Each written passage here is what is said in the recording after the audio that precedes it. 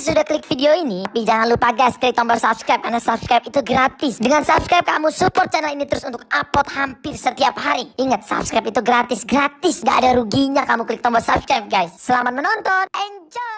Beberapa pekan kemudian, pagi hari dari arah timur kaki lereng kura-kura tampak berjalan seorang kakek seorang diri. Ia menoleh ke kanan dan kiri seolah-olah menikmati pemandangan alam di sekitar tempat itu.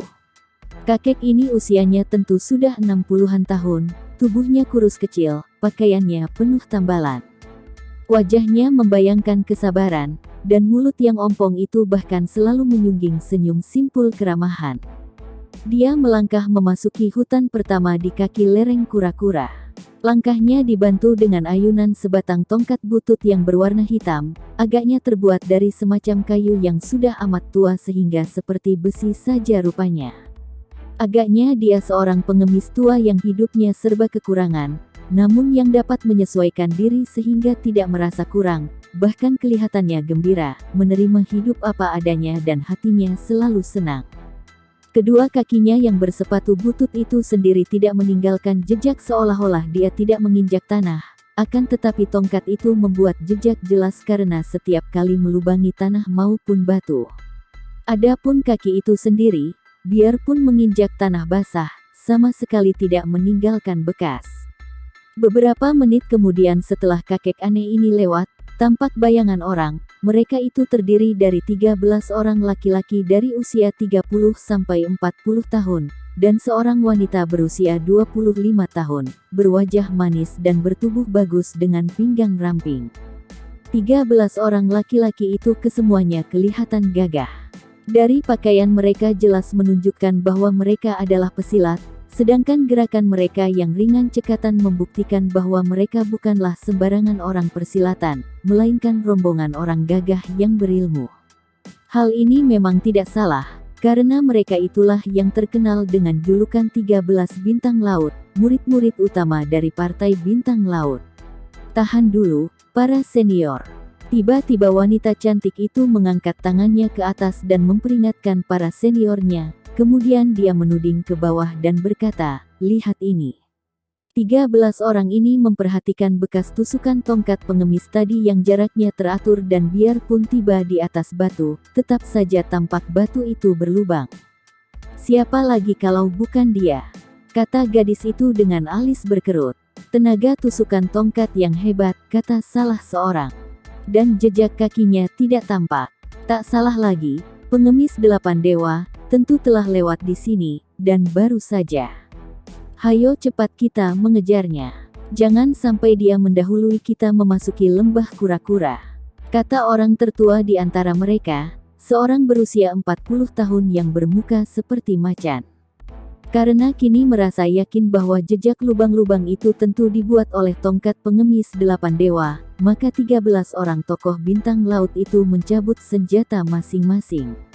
Tampaklah berkilaunya senjata tajam itu meluncur ke depan ketika 13 orang itu mengerahkan peringan tubuh mereka dan menggunakan ilmu berlari cepat melakukan pengejaran ke depan, ke arah jejak berlubang itu.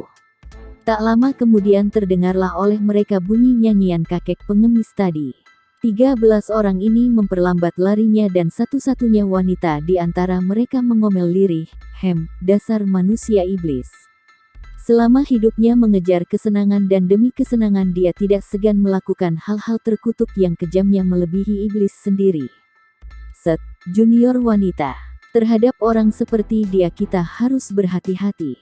Semenjak dahulu, bintang laut tidak pernah bermusuhan dengan tokoh persilatan yang manapun juga, tidak pula mencampuri urusan mereka. Maka biarlah nanti kita tanya dia secara baik-baik dan kalau tidak terpaksa sekali lebih baik kita menghindarkan pertempuran, kata senior tertua mereka. Semua juniornya mengangguk, akan tetapi junior wanitanya mengomel, siapakah yang takut kepadanya? Dia melintangkan pedangnya. Memang nona yang bernama Siali ini terkenal berhati keras dan pemberani. Ilmu pedangnya memang hebat, maka tidaklah mengherankan apabila dia terhitung seorang di antara 13 bintang laut yang terkenal di dunia persilatan. Junior wanita, Kita harus mentaati perintah guru agar tidak membawa bintang laut menanam bibit permusuhan dengan golongan lain, baik kaum bersih maupun kaum sesat. Karena itu, dalam pertemuan ini serahkan saja kepadaku untuk mewakili kalian semua. Karena maklum bahwa dia tidak boleh melanggar perintah gurunya dan bahwa senior tertua ini selain paling lihai juga merupakan seorang yang mewakili guru mereka. Xiali mengangguk biarpun bibirnya yang merah tetap cemberut tidak puas. Dia merasa tidak puas melihat sikap Jerry yang diperlihatkan para seniornya. 13 bintang laut mempunyai nama besar di dunia persilatan, disegani kawan ditakuti lawan, masa sekarang berhadapan dengan seorang tokoh sesat saja kelihatan gentar. Suara nyanyian itu makin keras, tanda bahwa jarak di antara mereka dengan kakek itu makin dekat. Dengan ilmu meringankan tubuh yang hampir sempurna, 13 orang pendekar bintang laut itu dapat menyusul dan berkelebatlah tubuh mereka. Dari kanan kiri dan atas, tahu-tahu mereka telah berdiri menghadap di depan kakek pengemis dengan sikap keren dan gagah sekali. Kakek pengemis itu masih melanjutkan nyanyiannya sambil berdiri memandang, dan ketika pandang matanya bertemu dengan wajah Xiali, dia tidak menyembunyikan kekagumannya. Setelah nyanyiannya berhenti, barulah dia tersenyum dan berkata, apakah kalian ini serombongan pemain akrobat yang hendak menjual kepandaian? Aku seorang pengemis tidak mempunyai uang untuk membayar upah kalian. Harap tetua senior tidak berpura-pura lagi. Kami tahu bahwa tetua senior adalah ketua partai pengemis 8 dewa yang terhormat. Tetua senior adalah tokoh terkenal yang berjuluk pengemis 8 dewa, bukan?